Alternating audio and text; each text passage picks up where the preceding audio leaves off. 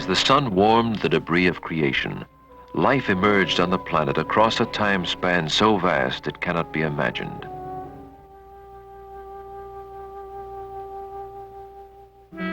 Primitive plants moved from the seas and took root on land. They covered the earth at water's edge, while other life forms remained in the seas, undergoing the inexorable changes of evolution.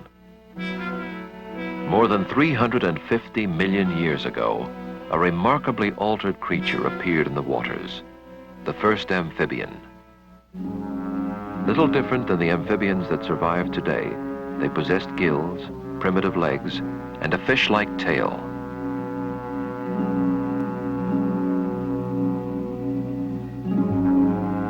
Lungs were developing in the amphibian, and when, for some reason, it could not forage for food beneath the waters, it would be able to survive on land.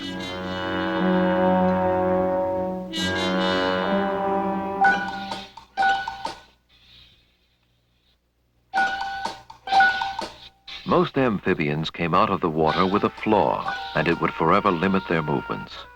They could not reproduce outside the water, and so were chained to it. But from the amphibian came the reptile that would reproduce on land and spread across the earth. Countless centuries later, on virtually every continent, man would find the awesome traces of their progeny.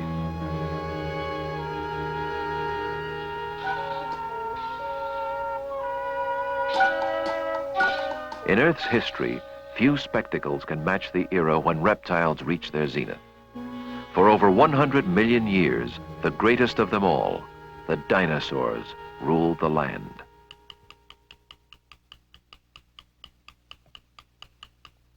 Encrusted in sedimentary rock, scientists find occasional traces of the life that once existed. Painstakingly, from bits of skeleton, the age of the dinosaurs is being reconstructed. Hello, how's it going? Dr. J.R. McDonald is a paleontologist for the Los Angeles County Museum of Natural History. He is currently assembling an exhibit of evolving life. His work is to recreate this past era so that we can visualize what the world was like when dinosaurs roamed the earth. Pretty hard. Well, this seems to be doing a trick just fine. Takes a little longer to set up, but there's plenty of room here for work. Do you think the skin... Kathy and James Bryan are film animators and model builders.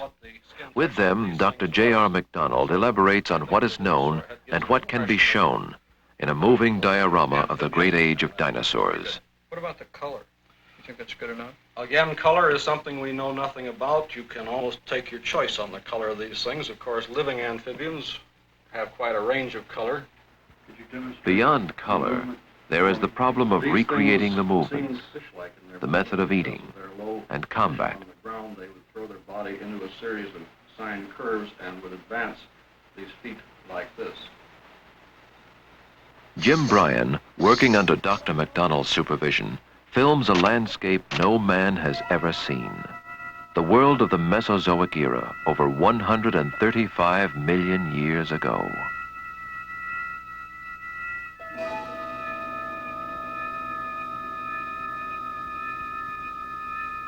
In mist-enshrouded swamps and forests filled with lush vegetation, 100 different kinds of giants fed. Among them, Stegosaurus.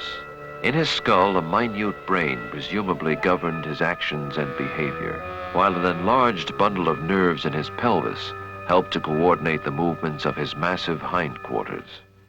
Over 20 feet long, his body was a living fortress, burdened by the weight of bizarre protective armament. In nature's struggle to find an enduring form, new sizes and shapes evolved and disappeared. Triceratops showed a refinement in his armored skull, but despite a fearsome appearance, he was a vegetarian, and his kind were prey to a newly emerging form of predator. Tyrannosaurus rex, the largest and most powerful flesh eater ever to roam our planet, ironically heralded the beginning of the end. With powerful hind limbs and teeth half a foot long, he preyed on the numerous plant eaters, but in his specialization was futility, and his reign would be brief.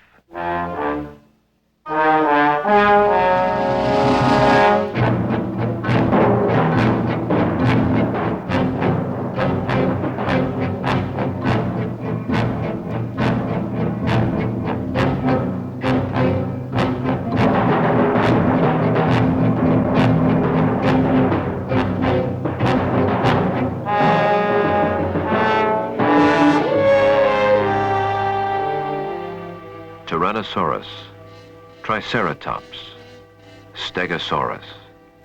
A roll call of the doomed. They all passed into oblivion. Perhaps they lacked the ability to adapt to a changing environment. Today, no single theory can explain the reasons for their disappearance, for we are left with only scant traces. Testimony to one of nature's noblest experiments.